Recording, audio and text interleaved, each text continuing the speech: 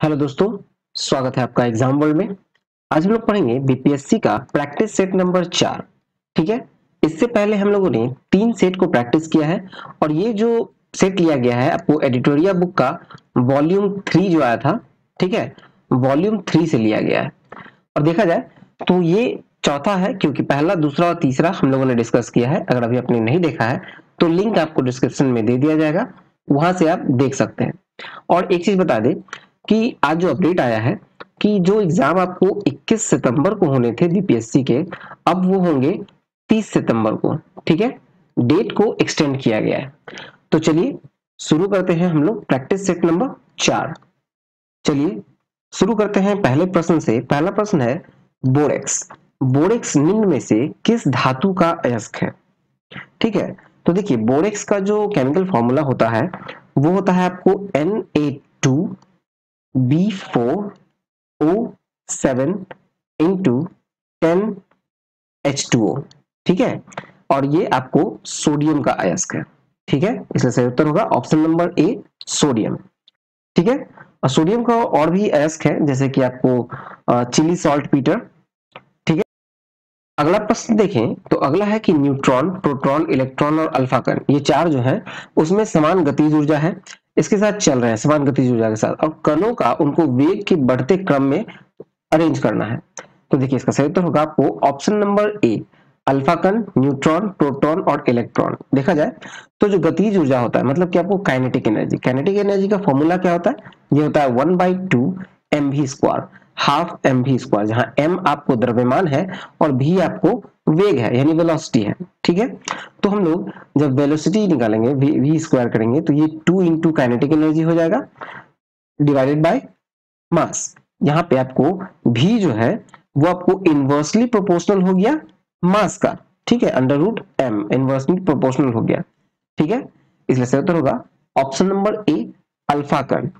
ठीक है, ये आपको बढ़ते हुए क्रम में लगाया गया था। अल्फा कण, neutron is greater than alpha कण, proton is greater than neutron और electron is greater than proton. ठीक है, चलिए नेक्स्ट प्रश्न की ओर हम लोग मूव करें। नेक्स्ट है, श्यानता का गुण पाया जाता है। श्यानता का गुण किस में पाया जाता है? तो ये आपको द्रव में और गैस में, दोनों में पाया जाता है श्यानता का गुण, इसलिए सही उत्तर होगा ऑप्शन नंबर सी। ठीक है, देखिए श्यानता को हम लोग इंग्लिश में क्या कहते हैं? विस्कोसिटी, यानी कि जो श्यान बल हुआ वो हो गया विस्कस फोर्स। विस्कस फोर्स क्या हुआ? तो देखा जाए तो जब किसी द्रव्य या गैस, दोनों का जो क्रमागत परत है उसके बीच उनकी अपेक्षित गति का विरोध करने वाले जो घर्षण बल है उसको श्यान बल कहते हैं। ठीक है, और ऐसे गुण को श्यानता कहते हैं। ठीक है, जो गुण होता है ऐसा उसको विस्कोसिटी कहते हैं। ठोस में श्यानता नहीं होती, जबकि गैस में श्यानता द्रव की तुलना में बहुत कम होती है। ठीक है, चलिए नेक्स्ट है, लाल रक्त कण मतलब आरबीसी यानी रेड ब्लड कॉर्पसेल्स जो है उसका जीवन काल कितनों दिनों का होता है? तो इसका जीवन काल आपको 20 से लेकर 120 दिन का होता है, इसलिए सही उत्तर होगा ऑप्शन नंबर सी, 20 से 120 दिन। ठीक है, देखिए ये जो आरबीसी है, आरबीसी का निर्माण कहाँ होता है? तो वो होता है अस्थि मज्जा में, और इसकी मृत्यु कहाँ होती है? तो वो होती है प्लीहा में, जिसे हम लोग स्प्लीन कहते हैं। ठीक है, और इसका जीवन काल 20 से 120 दिन का होता है। चलिए नेक्स्ट देखें। अगला प्रश्न है, यदि किसी लेंस की क्षमता 1 डायोप्टर है तो उसकी फोकस दूरी एवं लेंस की प्रकृति है। ठीक है, तो देखिए लेंस की जो क्षमता है वो 1 डायोप्टर है। ठीक है, हम लोग क्या जानते हैं कि इसका जो क्षमता इज इक्वल टू जो होता है 1/f होता है, मतलब इसका जो पावर है वो इनवर्सली प्रोपोर्शनल होता है फोकस का। ठीक है, इनवर्सली प्रोपोर्शनल हो गया, और यहाँ पर हम लोग को फोकस दूरी का और लेंस की प्रकृति निकालनी है। तो देखिए फोकस दूरी क्या हो जाएगा? ये हो जाएगा आपको 1/p। ठीक है, और यहाँ 1p जो दिया गया है वो आपको 1 डायोप्टर दिया गया है। ठीक है, इसलिए होगा 1/1 यानी कि 1 मीटर। ठीक है, 1 मीटर हो गया। अब देखा जाए तो ये पॉजिटिव में है। ठीक है, और जो उत्तल लेंस होता है उसका जो क्षमता होता है वो हमेशा पॉजिटिव होता है। ठीक है, धनात्मक होता है, लेकिन जो अवतल लेंस होता है वो हमेशा ऋणात्मक होता है। क्यों?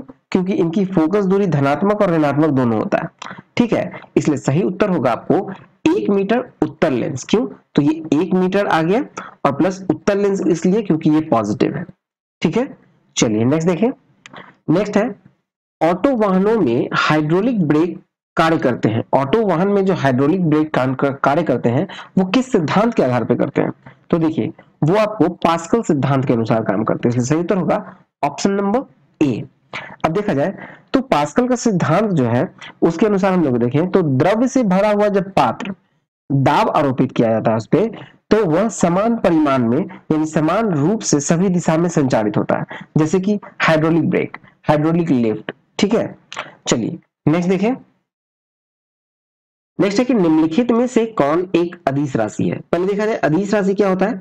तो अदिश राशि वैसा राशि होता है जिसके पास केवल परिमाण होता है, उसमें दिशा नहीं होता। अगर दिशा होता तो वो स्केलर क्वांटिटी नहीं होता बल्कि वेक्टर हो जाता है, यानी सदिश राशि हो जाता। ठीक है, यहाँ अदिश है मतलब स्केलर क्वांटिटी हम लोग को बताना है, तो स्केलर इसमें आपको होगा ऑप्शन नंबर सी, द्रव्यमान। द्रव्यमान में सिर्फ परिमाण है, इसका कोई दिशा नहीं है। ठीक है, अब देखा जाए इसमें कुछ उदाहरण, तो जैसे कि आपको दूरी, विस्थापन, आयतन, चाल, घनत्व, विद्युत धारा, ताप, कार्य, ऊर्जा, ये सब का सिर्फ परिमाण है, दिशा नहीं है, इसलिए वो लोग स्केलर क्वांटिटी है। ठीक है, नेक्स्ट है कि निम्नलिखित में से किसके कारण पृथ्वी सूर्य के चारों ओर चक्कर लगाती है? तो पृथ्वी जो है वो सूर्य के चारों ओर चक्कर लगाती है, मतलब परिक्रमण। सही उत्तर होगा ऑप्शन नंबर बी, परिक्रमण। देखा जाए तो पृथ्वी द्वारा सूर्य के चारों ओर चक्कर लगाने को हम लोग परिक्रमण या फिर वार्षिक गति कहते हैं। ठीक है, इसके कारण ऋतु परिवर्तन होता है, पृथ्वी के घूर्णन या दैनिक गति के कारण दिन या रात होते हैं। ठीक है, चलिए नेक्स्ट देखें हम लोग। नेक्स्ट है सुमेकित कीजिए, ये सूची 1 है और ये सूची 2 है। यहाँ पर आपको साइंटिस्ट का नाम दिया गया है और यहाँ उनके खोज का नाम दिया गया, मिलाना है कि कौन सही है। तो देखिए जी मार्कोनी रेडियो की खोज करता है, सही है। फिर आपको जेएल बियर्ड जो है वो टेलीविजन की खोज करता है। अलेक्जेंडर ग्राहम बेल टेलीफोन की खोज करता है और थॉमस अल्वा एडिसन ये ग्रामोफोन के खोज करता है। इसलिए सही उत्तर होगा ऑप्शन नंबर ए, एक का 1, बी का 2, सी का 3 और डी का 4। ठीक है, चलिए नेक्स्ट देखें हम लोग। नेक्स्ट है लार की प्रकृति होती है। तो देखिए लार जो होता है वो आपको अम्लीय होता है, ठीक है, एसिडिक होता है।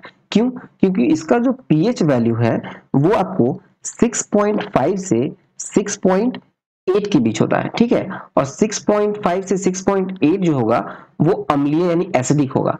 अगर 7 होगा तो ये आपको हो जाएगा न्यूट्रल। ठीक है, 7 में आपको न्यूट्रल हो जाएगा, और 7 से अगर ऊपर होगा, 7 प्लस हो जाएगा इससे अधिक, तो ये आपको बेस हो जाएगा। ठीक है, लेकिन लार का जो पीएच वैल्यू है 6.5 से 6.8 होता है, इसलिए ये एसिडिक होता है, अम्लीय होता है। ठीक है, यहाँ ऑप्शन में अम्लीय नहीं है, क्षारीय एवं अम्लीय दोनों दिया है, लेकिन दोनों नहीं, सिर्फ अम्लीय होगा, इसलिए सही उत्तर होगा ऑप्शन नंबर ई। ठीक है, चलिए नेक्स्ट देखें।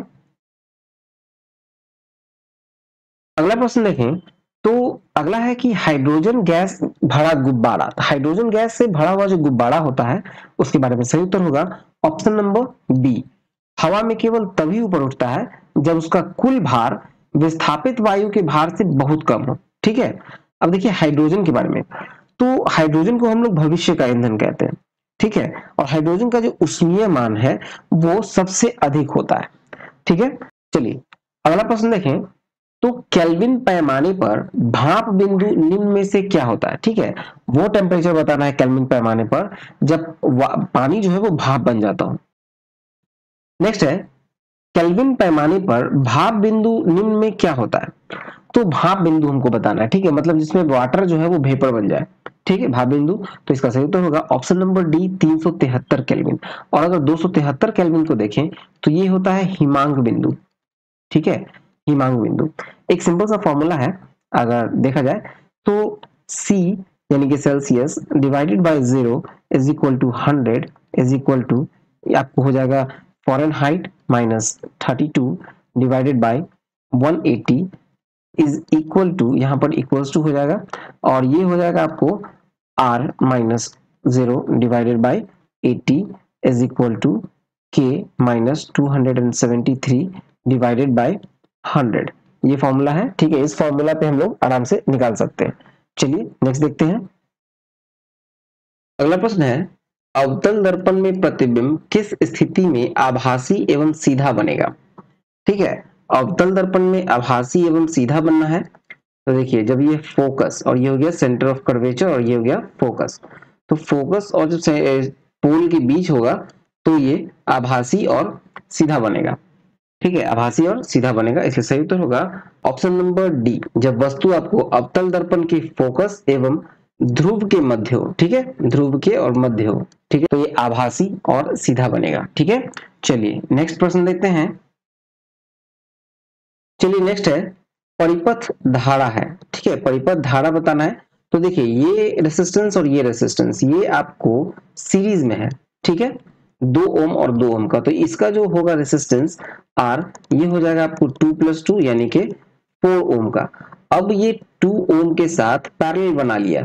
ठीक है, 4 ओम जो है वो पैरेलल हो गया, तो इसको जब हम लोग पैरेलल निकालेंगे when you 1/r करेंगे तो यहाँ हो जाएगा आपको 1/4 प्लस 1/2, इसको हम लोग सॉल्व करेंगे तो आएगा आपको 3/4। ठीक है, 3/4। अब देखिए r का वैल्यू क्या हुआ, तो r जब हम लोग आएगा तो 4/3 आ जाएगा। अब इसका जो फॉर्मूला होता है v is equal to I R. ठीक है, हम लोग को निकालना है i, यानी कि i is equal to v/r। v आपको पहले से 2 वोल्ट का दिया है और r आपको आ गया है 4/3 मींस 4 एंड 3, तो यहां से 2।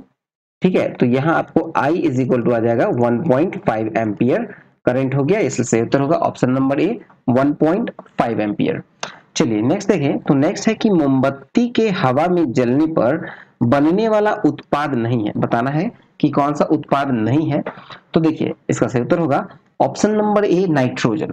मोमबत्ती के पूर्ण या अपूर्ण दहन के कार्बन मोनोऑक्साइड और कार्बन डाइऑक्साइड कार्बन खालिक के रूप में उष्मा ऊर्जा, प्रकाश ऊर्जा आदि निकलते हैं। ठीक है, आपको नाइट्रोजन नहीं निकलते हैं। ठीक है, चलिए नेक्स्ट देखें। नेक्स्ट है आपको दांतों में इनेमल में कैल्शियम फॉस्फेट मौजूद होता है जिसकी प्रकृति होती है। कैल्शियम फॉस्फेट जो मौजूद होता है उसकी प्रकृति कैसी होती है, तो इसकी प्रकृति होती है क्षारीय यानी कि बेसिक। ठीक है, बेस होता है, क्षारीय होता है। ठीक है, दांतों में इनेमल जो है वो 4 प्रमुख ऊतकों में से एक है जो मनुष्य और अन्य जानवर में दांत बनाते हैं। ये मानव शरीर में सबसे कठोर पदार्थ है जिसमें कैल्शियम फॉस्फेट होते हैं और ये प्रकृति में आपको बेस होते हैं, मतलब क्षारीय होते हैं। ठीक है, अगला प्रश्न है निम्नलिखित कथन में कौन सही है, कौन सही है बताना है। तो देखिए सभी धातु तन्य है, मतलब सभी धातु डक्टाइल है, तो नहीं ये गलत है, सभी धातु डक्टाइल नहीं है। सभी अधातु तन्य है, तो ये भी गलत है, सभी अधातु तन्य नहीं है। अगला है सामान्यतः धातुएं तन्य होती हैं, तो ये सही है। धातु जो है वो सामान्यतः तन्य होती है लेकिन कभी कभी नहीं भी होती हैं, जैसे कि आपको सोडियम, पारा, ये सब तन्य नहीं होते हैं यानी डक्टाइल नहीं होते हैं। और देखा जाए नेक्स्ट है कि कुछ अधातु तन्य है, तो देखिए कुछ अधातु तन्य नहीं जबकि अधातु तन्य होती ही नहीं है। ठीक है, अधातु तन्य होती ही नहीं है। ठीक है, इसलिए सही उत्तर होगा ऑप्शन नंबर सी, सामान्यतः धातुएं तन्य यानी डक्टाइल होती हैं। चलिए नेक्स्ट देखते हैं। नेक्स्ट है कोशिका का निम्नलिखित में से कौन सा भाग निर्जीव है, तो इसका जो निर्जीव भाग है वो है ऑप्शन नंबर बी रितिका यानी कि वैक्यूल। वैक्यूल जो है वो निर्जीव है। जीवित अंग वो है जिसमें प्रोटोप्लाज्म होता है। ठीक है, और कोशिका के भीतर जो विभिन्न मेटाबॉलिक गतिविधियां हैं उसको पूर्ण करता है। ठीक है, तो इसका सही उत्तर होगा ऑप्शन नंबर बी। नेक्स्ट है निम्नलिखित में से किसे कोशिका द्रव्य यानी साइटोप्लाज्म का भाग नहीं माना जाएगा। ठीक है, साइटोप्लाज्म का भाग नहीं माना जाएगा, इसका सही उत्तर होगा ऑप्शन नंबर बी नाभिक। नाभिक देखा जाए मतलब केंद्रक कोशिका का सबसे बड़ा और महत्वपूर्ण भाग है। ये झिल्ली की 2 परतों में से घिरा रहता है जो परमाणु सामग्री को कोशिका द्रव्य के साथ मिश्रित होने से रोकता है। कोशिका द्रव मतलब आपको साइटोप्लाज्म। साइटोप्लाज्म कोशिका में प्रोटीन युक्त द्रव है जिसमें कि आपको राइबोसोम, माइटोकॉन्ड्रिया आदि जैसे अंग होते हैं। ठीक है, चलिए नेक्स्ट देखें। नेक्स्ट है धमनी यानी कि आर्टरी और सिरा मतलब भेन में रक्त का पीएच होता है। रक्त का पीएच बताना है। तो देखिए, रक्त का पीएच जब धमनी की तुलना में सिरा में अधिक होता है, क्योंकि सिरा की प्लाज्मा में ऑक्सीजन रहित रक्त और बाइकार्बोनेट आयन के रूप में घुला हुआ कार्बन डाइऑक्साइड यानी कि CO2 रहता है। और ये आयन जो है वो प्लाज्मा की क्षारीयता को बढ़ाते हैं, इसलिए सिरा में जो रक्त होता है वो धमनी की तुलना में अधिक होता है। ठीक है, अधिक होता है, इसलिए सही उत्तर होगा ऑप्शन नंबर सी, सिरा में अधिक और धमनी में कम। ठीक है, चलिए नेक्स्ट है कि निम्नलिखित में कौन सी वास्तविक रूप में मछली है। वास्तविक रूप से मछली कौन सा है इसमें? तो देखिए, इसका सही उत्तर होगा ऑप्शन नंबर डी, समुद्री घोड़ा मतलब सी हॉर्स जो है वो आपको मछली है। चलिए नेक्स्ट देखते हैं। नेक्स्ट है, जंपिंग जीन के सिद्धांत का प्रतिपादन किसने किया? तो देखिए, इसका सही उत्तर है ऑप्शन नंबर सी, बारबरा मैकलिंटॉक। मैकलिंटॉक ने बताया था कि पौधा में जो कुछ अनुवांशिक तत्व है, कुछ अनुवांशिक तत्व एक गुणसूत्र को एक स्थान से दूसरे स्थान पर जाने में समर्थ है। ठीक है, बारबरा मैकलिंटॉक ने बताया था, और इनको 1983 में इनको नोबेल पुरस्कार दिया गया था, चिकित्सा का नोबेल पुरस्कार से सम्मानित भी किया गया था। ठीक है, चलिए नेक्स्ट है, मानव शरीर में पाए जाने वाले जो तत्व हैं, ठीक है, मात्रा अनुसार सही क्रम बताना है। मानव के शरीर में पाए जाने वाले तत्व, तो देखिए इसका सही उत्तर होगा आपको ऑप्शन नंबर ए, oxygen, carbon, hydrogen, nitrogen, calcium, इसी सिंबल में। ठीक है, ऑक्सीजन सबसे अधिक, कार्बन उससे कम, हाइड्रोजन उससे कम, नाइट्रोजन उससे कम और कैल्शियम सबसे लास्ट। ठीक है, देखिए अगर हम लोग इसको परसेंटेज में देखें तो ऑक्सीजन जो है वो आपको 65% है। ठीक है, फिर कार्बन आपको 18% है, हाइड्रोजन आप में 10%, फिर नाइट्रोजन 3% और कैल्शियम 1.4%। और इसमें एक और है फास्फोरस। फास्फोरस के बारे में हम लोग देखें, इससे भी कम है आपको फास्फोरस। फास्फोरस जो है ये है 1.1%। ठीक है, चलिए इससे उत्तर होगा ऑप्शन नंबर ए। चलिए नेक्स्ट देखें। पहला है कि निम्नलिखित में कौन सा युग्मपादप हार्मोन के संबंध में सही सुमेलित नहीं है? ठीक है, तो पहला है आपको ऑक्सिन, जो फल पकाने वाला लिखा है, तो ये गलत है, फल पकाने वाला नहीं है। ऑक्सिन का काम है वृद्धिवर्धक और पत्तियों का विलग्न रोकना, मतलब फिर आपको इसमें खरपतवार को नष्ट करना। ठीक है, ये ऑक्सिन का काम है। फिर नेक्स्ट है जिब्रेलिन। जिब्रेलिन है बौने पौधों की लंबाई में वृद्धि, तो ये सही है, बौने पौधों की लंबा करना, फूल बनने में मदद करना, ये जिब्रेलिन का काम है। फिर नेक्स्ट है साइटोकाइनिन। साइटोकाइनिन मतलब कोशिका विभाजन, तो ये भी सही है, साइटोकाइनिन मतलब ऑक्सिन के साथ मिलकर ये कोशिका विभाजन को रोकना और आरएनए व प्रोटीन का निर्माण करना, ये सही हो गया। फिर नेक्स्ट है एब्सिसिक एसिड। एब्सिसिक एसिड जो है वो आपको वृद्धि रोधक है, पुष्पन में बाधक है। ठीक है, ये भी सही है, तो इसका सही उत्तर होगा option number A, auxin. Auxin सुमेलित नहीं है क्योंकि यहाँ लिखा हुआ है फल पकाने वाला, ये फल पकाने वाला नहीं है। ठीक है, चलिए नेक्स्ट देखते हैं। अगला है, निम्नलिखित में कौन सा युग्म सही सुमेलित नहीं है? सही सुमेलित नहीं है ये बताना है। तो देखिए, विटामिन B1 को थाइमिन कहा जाता है, सही है। विटामिन B3 को नियासिन कहा जाता है, ये भी सही है। विटामिन B7 को बायोटीन कहा जाता है, ये भी सही है। और विटामिन B11 को फॉलिक एसिड कहा जाता है, ये भी सही है, इसलिए सही उत्तर होगा ऑप्शन नंबर ई। नेक्स्ट है रासायनिक परिवर्तन यानी कि केमिकल चेंज। केमिकल चेंज में शामिल देखें तो इसका सही उत्तर होगा ऑप्शन नंबर सी, एब्जॉर्प्शन या ऊर्जा की मुक्ति। ठीक है, चलिए नेक्स्ट है कि जंग एक मिश्रण है, मतलब rust is a mixture of, बताना है कि जंग किसका मिक्सचर है, तो इसका सही उत्तर होगा ऑप्शन नंबर सी, Fe2O3 और FeOH होल थ्राइस। ठीक है, अगला प्रश्न है स्मॉग। स्मॉग किसका उदाहरण है? ठीक है, तो देखिए स्मॉग क्या है? स्मॉग जो है आपको कहा जाए तो जो धुआं होता है, स्मॉग धुआं मतलब स्मोक, और कोहरा मतलब कि हवा में जो निलंबित पानी के छोटे छोटे कण होते हैं उनसे बना होता है।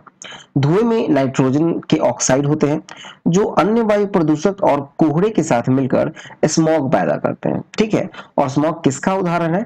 तो ये हवा में बिखरा हुआ धुआं और पानी है। ठीक है, इसलिए सही उत्तर होगा ऑप्शन नंबर डी, हवा में बिखरा धुआं और पानी।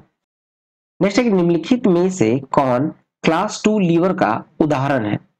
तो देखिए इसका सही उत्तर है ऑप्शन नंबर ए, व्हील बैरो। ठीक है, व्हील बैरो लीवर जो है सबसे बुनियादी मशीन है, मतलब बेसिक मशीन है, और जिनका उपयोग है वो न्यूनतम प्रयास द्वारा अधिकतम काम करने के लिए किया जाता है। ठीक है, चलिए नेक्स्ट देखते हैं। नेक्स्ट है कि इनमें कौन सा विद्युत का सर्वोत्तम चालक है? तो देखिए विद्युत का जो सर्वोत्तम चालक है इन सभी उदाहरण में, तो वो है ऑप्शन नंबर सी, समुद्री जल। समुद्री जल जो है वो सबसे सर्वोत्तम चालक है क्योंकि इसमें विद्युत प्रवाह करने का जो धनायन और ऋणायन में टूटकर इसमें विद्युत प्रवाह में मदद करते हैं। ठीक है, और सबसे खराब सबसे बुरा चालक है वो है आश्रित जल। ठीक है, चलिए नेक्स्ट देखें।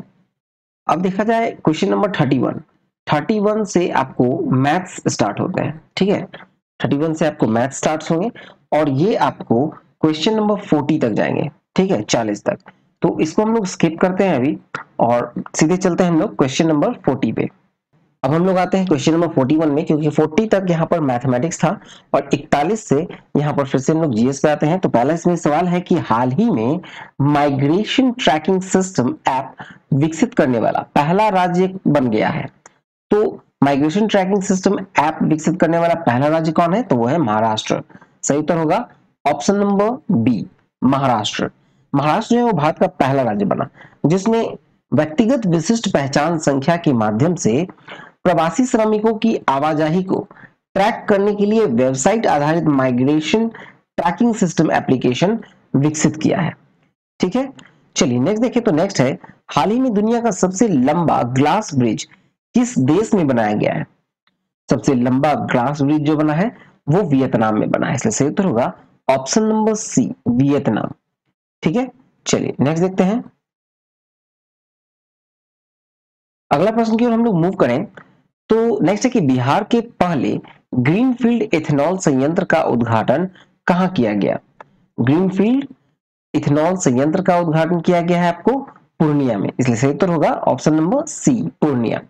देखिए मुख्यमंत्री नीतीश कुमार ने बिहार में उद्योग को बढ़ावा देने के लिए 105 करोड़ रुपए की लागत से पूर्णिया में नया अनाज आधारित इथेनॉल संयंत्र का उद्घाटन किया।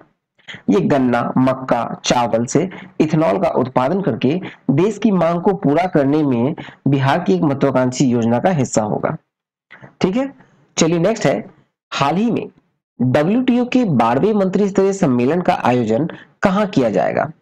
ठीक है, ये 12वां मंत्री स्तरीय सम्मेलन जो होगा WTO का वो होगा आपको जिनेवा में, ऑप्शन नंबर बी, जिनेवा में होगा।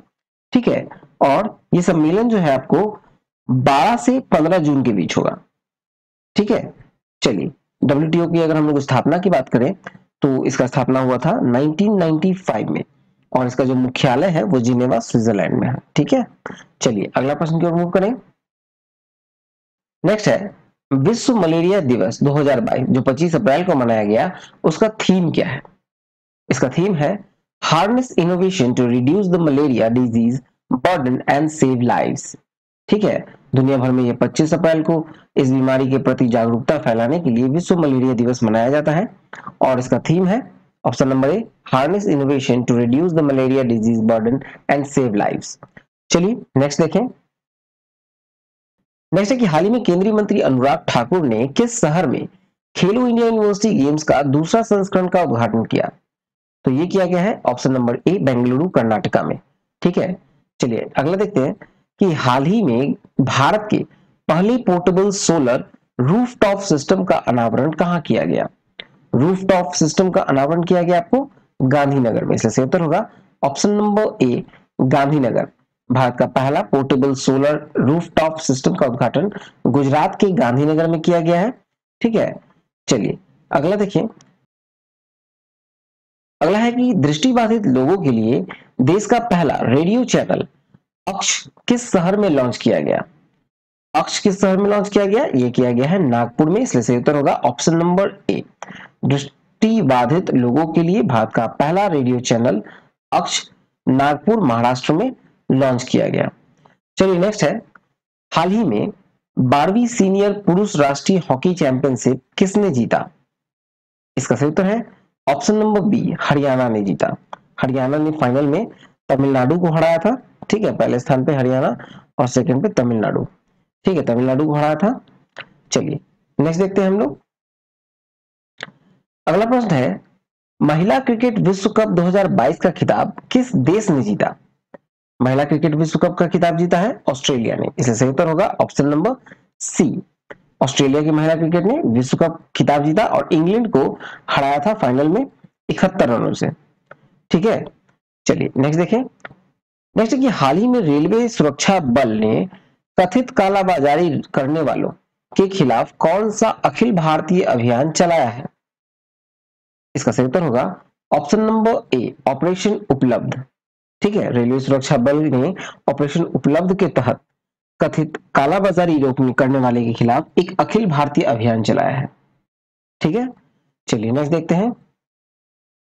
अगला है कि हाल ही में पहला लता दीनानाथ मंगेशकर पुरस्कार निम्नलिखित में से किसे प्रदान किया गया है? ठीक है, तो ये प्रदान किया गया है ऑप्शन नंबर ए, प्रधानमंत्री नरेंद्र मोदी को। लता दीनानाथ मंगेशकर पुरस्कार पहला प्रदान किया गया है प्रधानमंत्री नरेंद्र मोदी को। ठीक है, चलिए नेक्स्ट है, हाल ही में किस मंत्रालय ने डोनेट अ पेंशन पहल शुरू की है? तो ये किया है श्रम मंत्रालय ने। सही उत्तर होगा ऑप्शन नंबर सी, केंद्रीय श्रम और रोजगार मंत्री भूपेंद्र यादव ने सहायक कर्मचारियों की पेंशन बनाने और उसमें योगदान देने के लिए PMSYM यानी प्रधानमंत्री का जो PMSYM है उसके तहत डोनेट अ पेंशन कार्यक्रम की शुरुआत की है। इस पहल के तहत लोग अपने तत्काल सहयोगी स्टाफ, घरेलू कामगार, ड्राइवर, हेल्पर आदि के प्रीमियम योगदान की दान कर सकते हैं। ठीक है, चलिए नेक्स्ट देखें। अगला प्रश्न की हम लोग मूव करें तो नेक्स्ट है कि हाल ही में किस शहर में देश के पहले ड्रोन स्कूल का उद्घाटन किया गया? देश का पहला ड्रोन स्कूल ग्वालियर में उद्घाटन किया गया। इसलिए उत्तर होगा ऑप्शन नंबर ए, मध्य प्रदेश के मुख्यमंत्री जो शिवराज सिंह है और केंद्रीय नागरिक उड्डयन मंत्री ज्योतिरादित्य सिंधिया ने संयुक्त रूप से मध्य प्रदेश के ग्वालियर में पहले ड्रोन स्कूल का उद्घाटन किया है।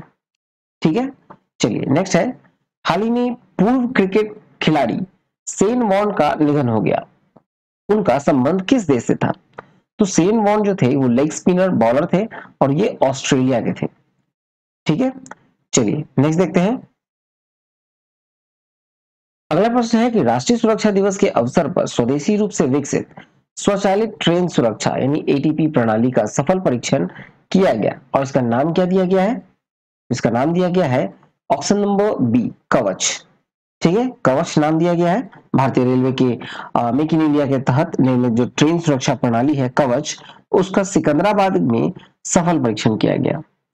जीरो एक्सीडेंट के लक्ष्य को प्राप्त करने में रेलवे की मदद के लिए स्वदेशी रूप से विकसित ये स्वचालित ट्रेन सुरक्षा प्रणाली का निर्माण किया गया है।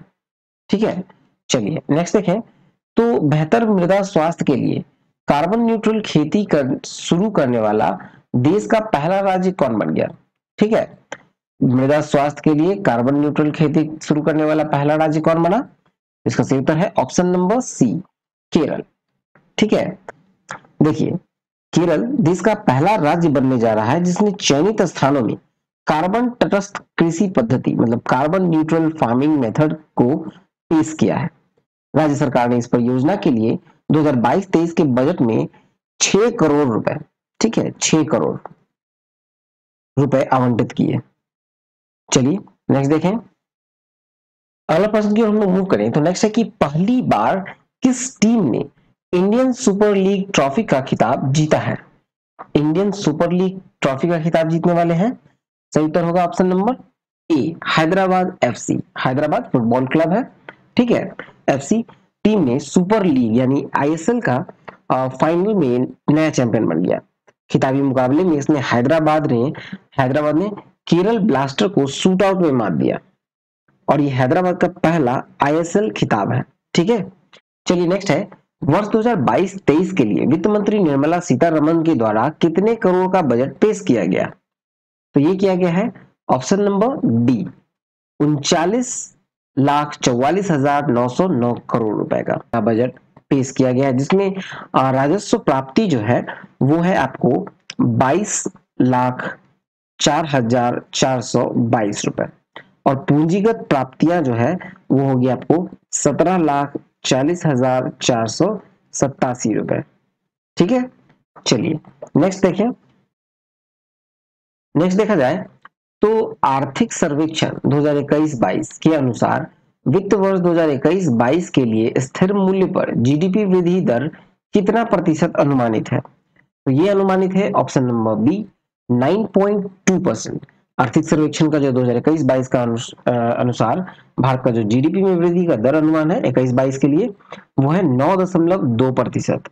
ठीक है, चलिए नेक्स्ट है कि भारत और बांग्लादेश ने किस तिथि को मैत्री दिवस के रूप में मनाने का निर्णय लिया है? मैत्री दिवस मनाया जाएगा ऑप्शन नंबर सी 6 दिसंबर को।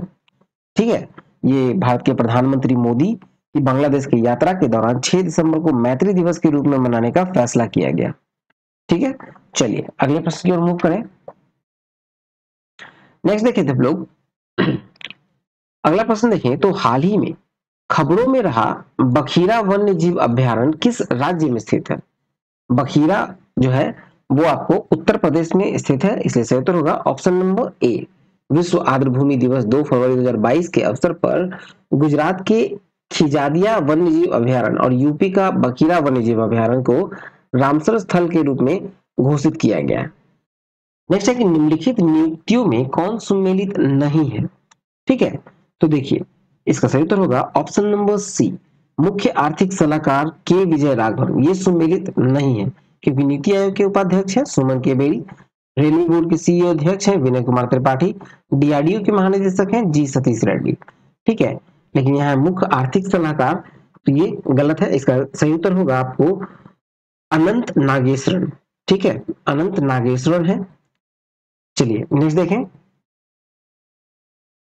नेक्स्ट है 32वां नाटो शिखर सम्मेलन 2022 में किस देश में आयोजित किया जाएगा? 32वां नाटो शिखर सम्मेलन 2022 किस देश में आयोजित किया जाएगा? तो इसका सही उत्तर होगा ऑप्शन नंबर बी स्पेन में। नाटो शिखर सम्मेलन 28 से 29 जून 2022 को मैड्रिड में यानी स्पेन में आयोजित किया जाएगा। चलिए नेक्स्ट देखें तो विश्व खुशहाली सूचकांक 2022 में भारत का कौन सा स्थान प्राप्त हुआ? तो ये प्राप्त हुआ है ऑप्शन नंबर डी 136वां स्थान। भारत जो है वर्ल्ड हैप्पीनेस इंडेक्स 2022 में 136वें स्थान पर है और पहले स्थान पे है आपको फिनलैंड। ठीक है, पहले स्थान पे है फिनलैंड। चलिए नेक्स्ट देखें।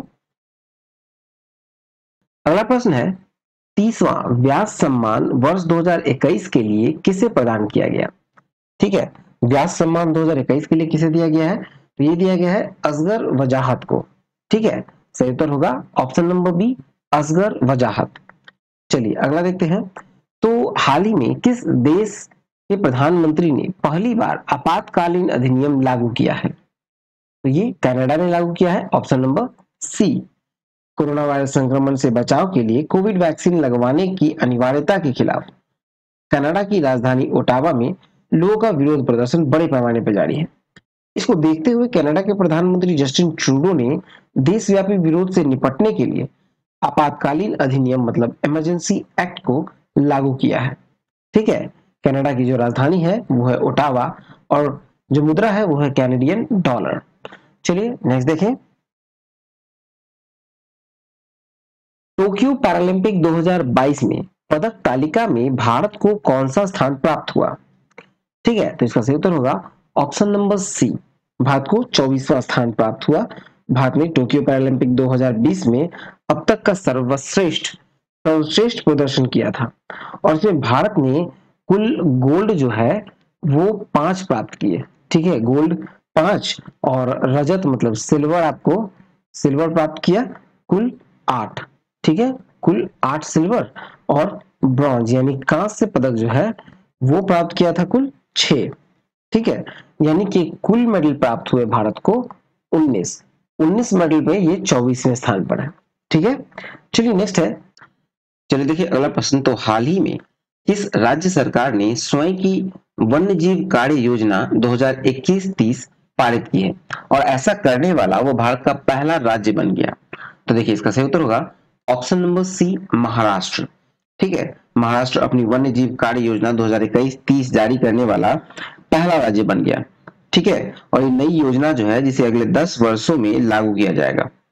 चलिए नेक्स्ट है कि हाल ही में किस देश ने अपने पहले स्वदेशी रूप से विकसित रॉकेट नूरी का सफल परीक्षण किया?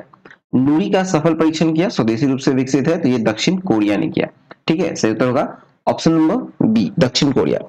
हाल ही में दक्षिण कोरिया ने अपना पहला स्वदेशी रूप से विकसित रॉकेट लॉन्च किया है। ठीक है, जो कि कोरियाई सैटेलाइट लॉन्च व्हीकल 2 या फिर नूरी के नाम से जाना जाता है। ठीक है, दक्षिण कोरिया का पहला घरेलू रूप से निर्मित। चलिए नेक्स्ट देखें।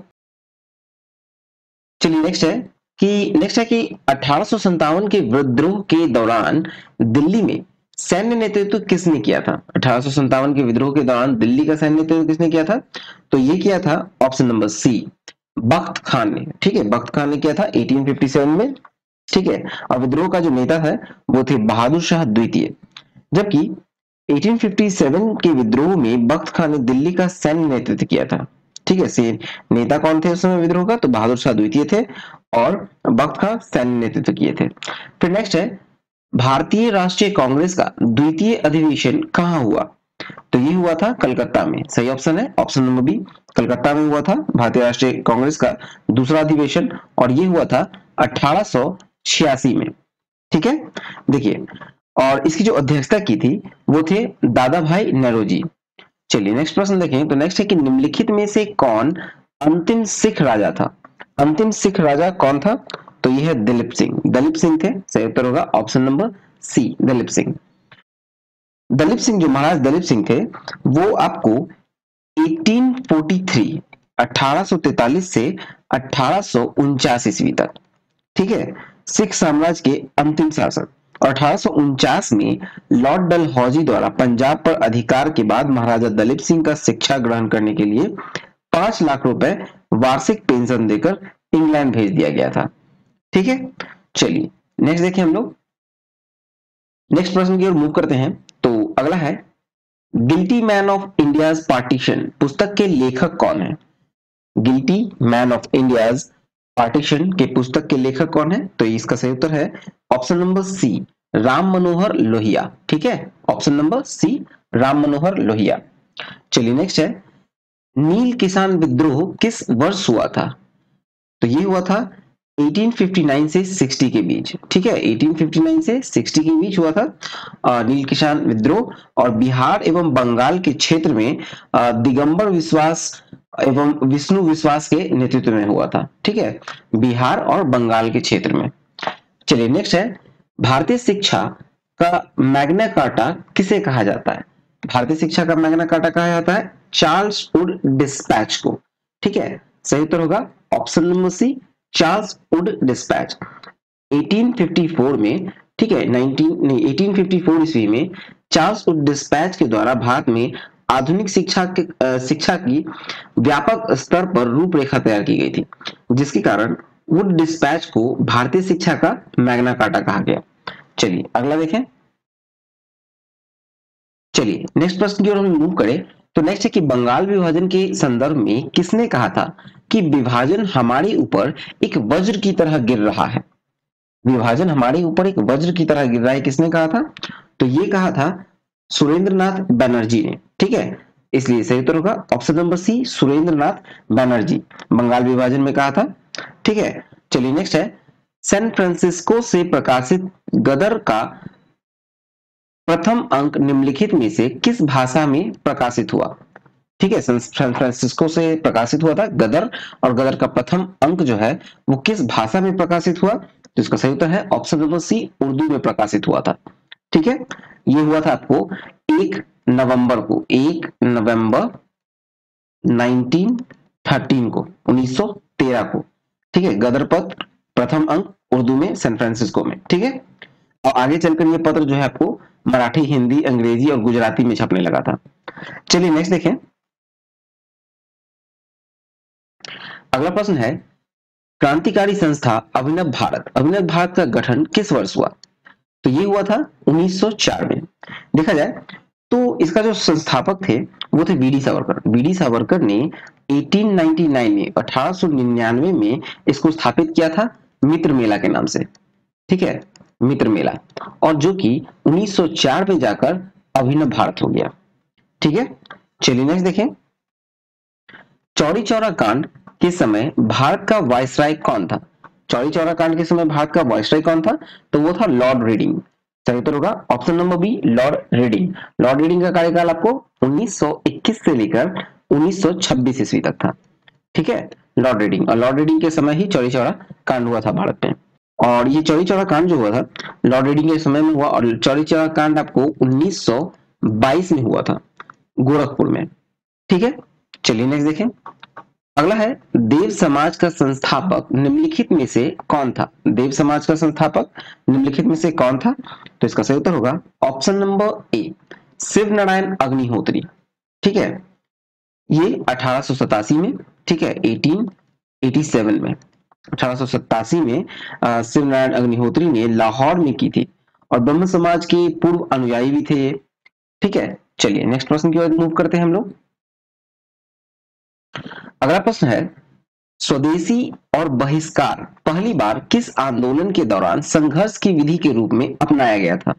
स्वदेशी और बहिष्कार अपनाया गया था आपको, इसका सही उत्तर होगा ऑप्शन नंबर बी, स्वदेशी आंदोलन के समय, ठीक है। स्वदेशी आंदोलन यानी कि बंगाल विभाजन के विरोध में चलाए गए जो स्वदेशी आंदोलन थे, उसमें स्वदेशी एवं बहिष्कार को संघर्ष की विधि के रूप में अपनाया गया, ठीक है। चलिए नेक्स्ट है, अल हिलाल नामक समाचार पत्र का प्रकाशन किसने आरंभ किया था? अल हिलाल नाम का जो समाचार पत्र था उसका प्रकाशन किसने आरंभ किया? तो देखिए, अल हिलाल और अल गुलाल नामक जो समाचार पत्र थे उसका प्रकाशन किया था मौलाना अबुल कलाम आजाद ने, ठीक है। और अपनी बौद्धिक एवं राष्ट्रीय विचारों की प्रचार प्रसार के लिए इसका प्रकाशन किया गया था। किसने किया था? अबुल कलाम आजाद ने, ठीक है। यहाँ ऑप्शन में अबुल कलाम आजाद नहीं है, इसलिए सही उत्तर होगा ऑप्शन नंबर ई, उपयुक्त में से कोई नहीं, ठीक है। चलिए नेक्स्ट देखें। नेक्स्ट है कि 1919 में जलियांवाला बाग हत्याकांड के विरोध में किस विख्यात व्यक्ति ने ब्रिटिश सरकार द्वारा प्रदान की गई नाइट की उपाधि लौटा दी थी? तो नाइट की उपाधि लौटाई गई थी आपको, सही उत्तर होगा option number D, Rabindranath Tagore के द्वारा, ठीक है। देखिए, जलियांवाला बाग हत्याकांड के विरोध में रविंद्रनाथ टैगोर ने ब्रिटिश सरकार के द्वारा जो प्रदान की गई नाइट की उपाधि थी उसे लौटा दी थी, ठीक है। चलिए नेक्स्ट देखते हैं। और नेक्स्ट है इल्बर्ट बिल। इल्बर्ट बिल को किस वर्ष लाया गया था? इल्बर्ट बिल आया था आपको 1883 में, इसलिए सही उत्तर होगा option number B, 1883, Ilbert bill.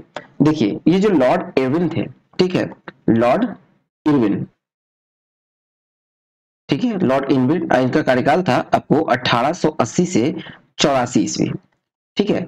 और इसी के समय में आपको 1883 में इल्बर्ट बिल लाया गया था।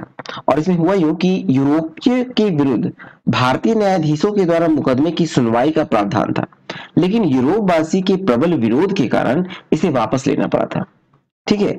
और अंग्रेजों ने इसे विरोध को श्वेत क्रांति की संज्ञा दी थी। अंग्रेजों ने इस विरोध को श्वेत क्रांति की संज्ञा दी थी, ठीक है। चलिए नेक्स्ट देखें।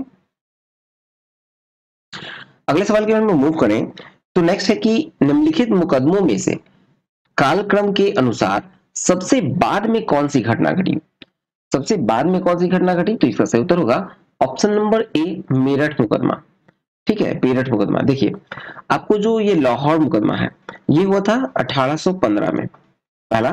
फिर आपको आता है कानपुर षड्यंत्र मुकदमा, कानपुर हुआ था आपको 1924 में।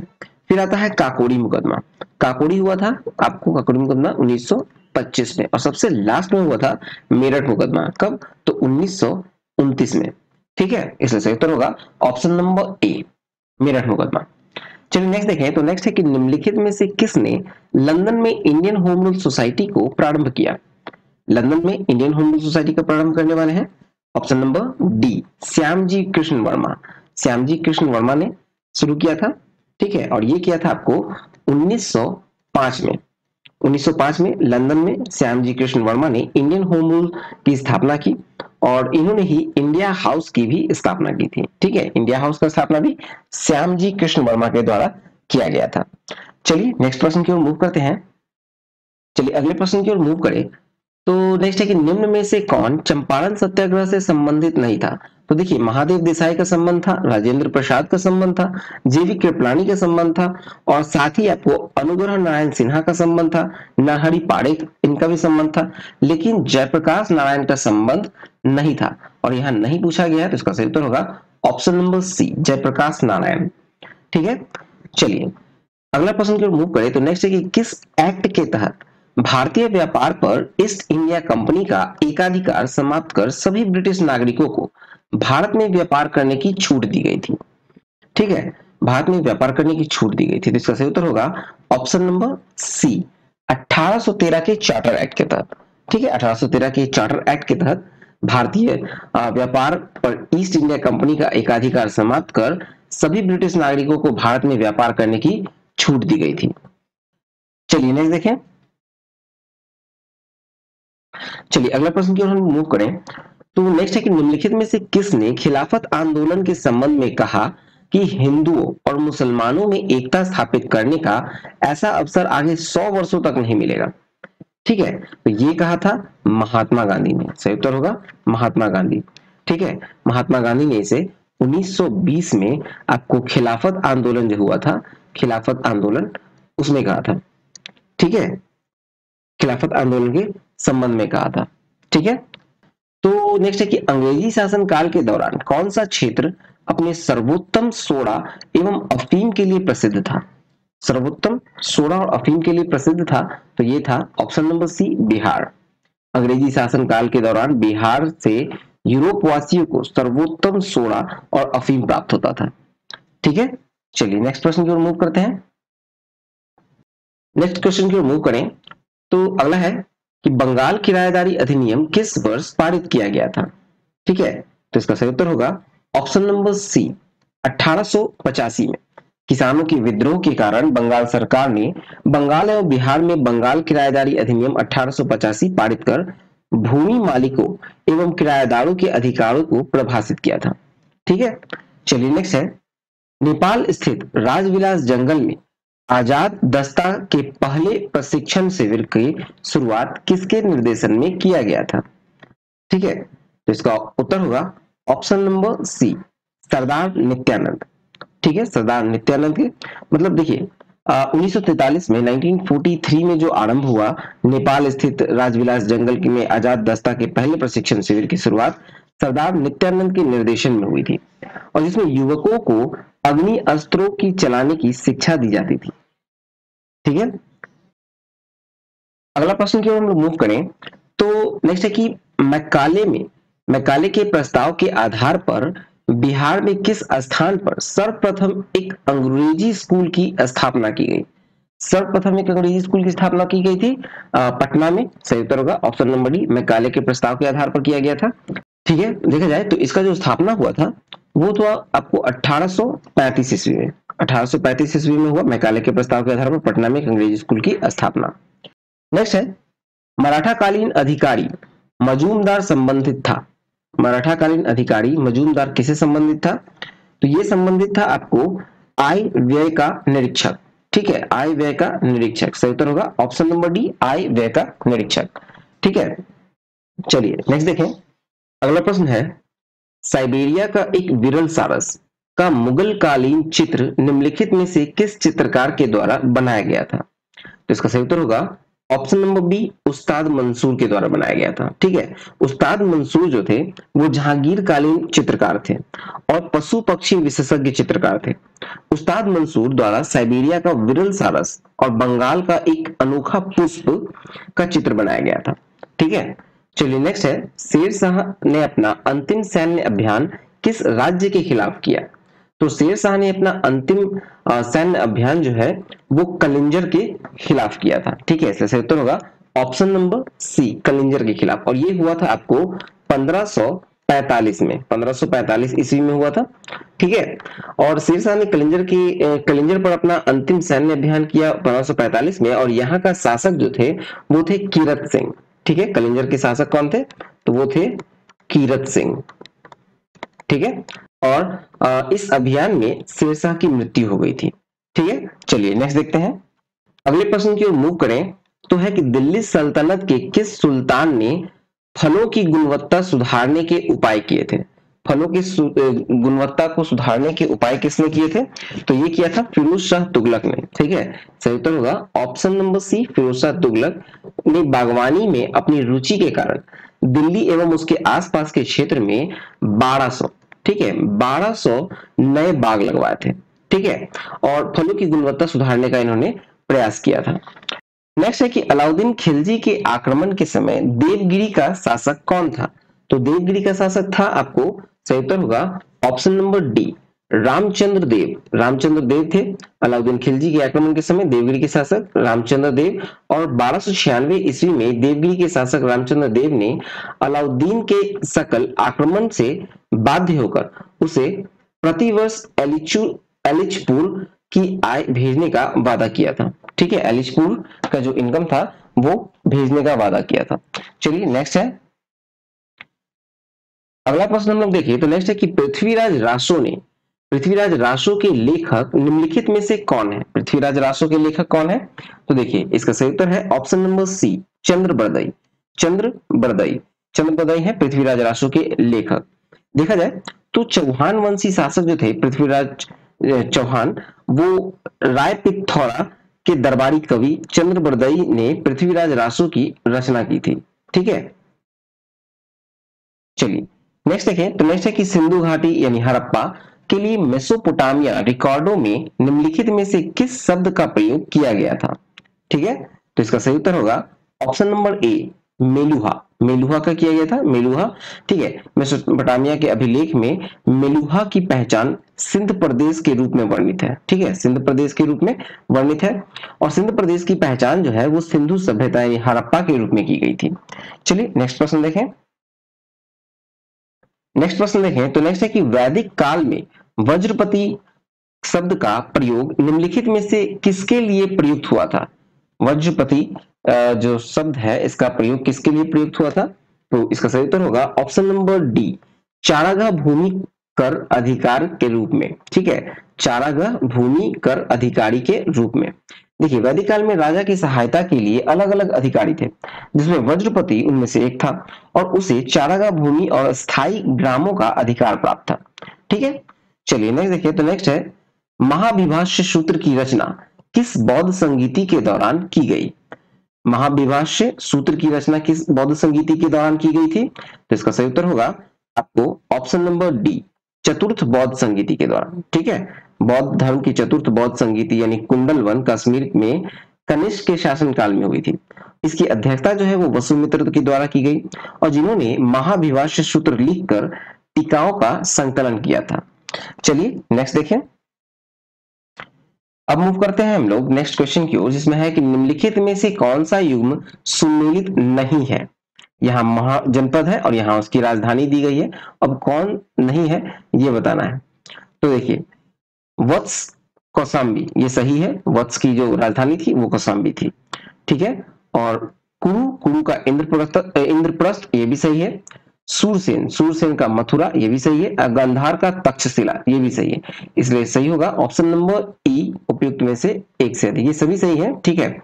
चलिए नेक्स्ट देखें।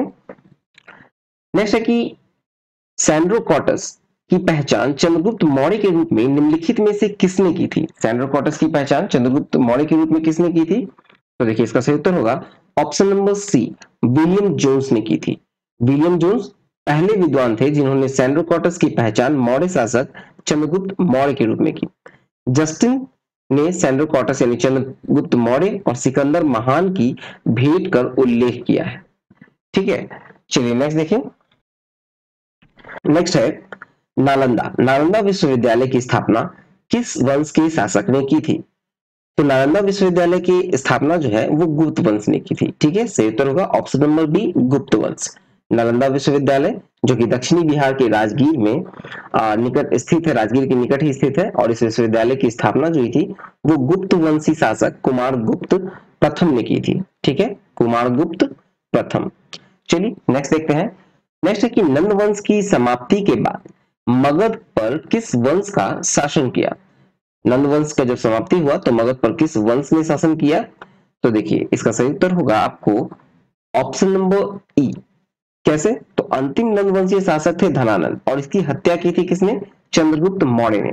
ठीक है, और मौर्य की जब हत्या हुई तो चाणक्य की सहायता से की गई थी और इसके पश्चात मगध पर एक मजबूत मौर्य साम्राज्य की स्थापना हुई थी। ठीक है, ना कि गुप्त वंश, शुंग वंश, कर्ण वंश या कुषाण वंश। इसलिए सही उत्तर होगा ऑप्शन नंबर ई, इनमें से कोई नहीं। ठीक है, क्योंकि यहाँ पर मौर्य वंश की स्थापना हुई थी। ठीक है, चलिए नेक्स्ट देखते हैं अब हम लोग। अगला सवाल है कि चीनी यात्री हेंगसांग ने अपनी यात्रा के दौरान किस प्राचीन विश्वविद्यालय में अध्ययन किया था।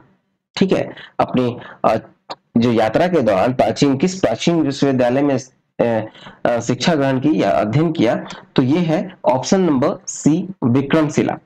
ठीक है, चीनी यात्री हेंगसांग विक्रमशिला में आपको 1637 ईस्वी में हेंगसांग ने नालंदा विश्वविद्यालय और नालंदा विश्वविद्यालय गया और वहां पे निवास कर योग शास्त्र का अध्ययन किया था। ठीक है, और इस समय यहाँ के जो कुलपति थे वो थे आचार्य शीलभद्र। ठीक है, चलिए अगला प्रश्न है कि बिहार का अंतिम अफगान शासक निम्नलिखित में से कौन था। तो इसका सही उत्तर होगा ऑप्शन नंबर ए, दाऊद खां करवानी। ठीक है, चलिए नेक्स्ट देखें। अगले प्रश्न की ओर हम लोग मूव करें तो नेक्स्ट है कि गुप्त काल में कृषि भूमि माप के लिए प्रयुक्त पैमाना निम्न में से कौन था। कृषि भूमि माप के लिए निम्न में से कौन था। तो देखिए गुप्त काल का जो अर्थव्यवस्था के आधार पर देखा जाए तो उसका जो अर्थव्यवस्था था वो मुख्य आधार था उसका कृषि। ठीक है, अमरकोश में 12 प्रकार की भूमि का उल्लेख मिलता है। निवर्तन, कुल्यावाप, द्रोणवाप, आड़वाप।